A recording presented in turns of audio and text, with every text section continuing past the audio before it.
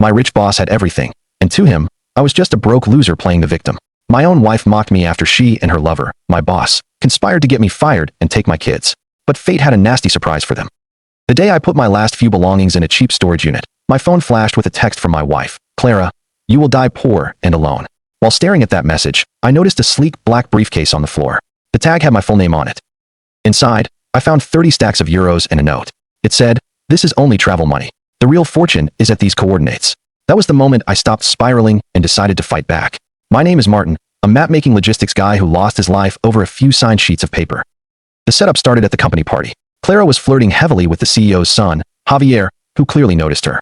Javier, a privileged jerk in a fancy watch, asked her to do makeup for a private event. I hated the whole scene, but I convinced myself it was just networking.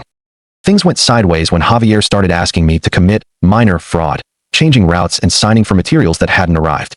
I was uncomfortable, but he used my kids and a €500 bonus to get me to sign. I didn't know it then, but Clara was in on it, sending him messages like, "He always thinks about the children. It's easy." The final blow came when I made an unauthorized personal delivery for Javier. The next day, HR fired me for irregularities. I was the scapegoat. When I confronted Clara, she finally confessed to the affair and dismissed me as mediocre. She then took the kids and moved into Javier's house, the one with the pool. I was left completely alone with an eviction notice. Back at the storage unit, I opened the mysterious briefcase. The coordinates led me to an abandoned warehouse.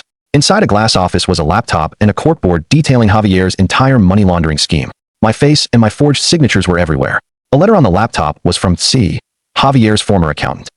C told me they framed me, but they left me the proof, copies, messages, and recordings of every crime. The money was a recovered slush fund. C told me to do 3 things: get a lawyer, leak the proof to a non-corrupt journalist, and never talk to Clara because she chose to be a part of it. My sister, Paula, immediately took me in. Her lawyer friend, Bolin, secured the evidence and contacted a journalist. 2 days later, the story exploded in the press. Ex-accountant leaks evidence of fraud. Employee fired for irregularities accuses CEO. Javier was photographed getting into a police car looking terrified for the first time. Clara was frantic, calling me a fool for dragging us all down. I finally found the courage to silence her. From now on, everything through lawyers.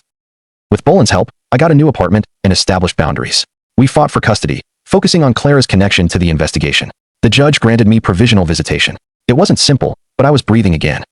I finally laughed when I got a cryptic final email from C. The real fortune wasn't money. It was being able to look at yourself in the mirror again without disgust. The moral is simple. Nobody rescues you until you decide you deserve to get out. I learned to say no. I got my kids back, and I got my voice back. The real fortune was knowing I wasn't crazy. I'm not what they did to me. That's the summary, and if you want more detailed version of this story, check the comment section. And don't forget to subscribe today.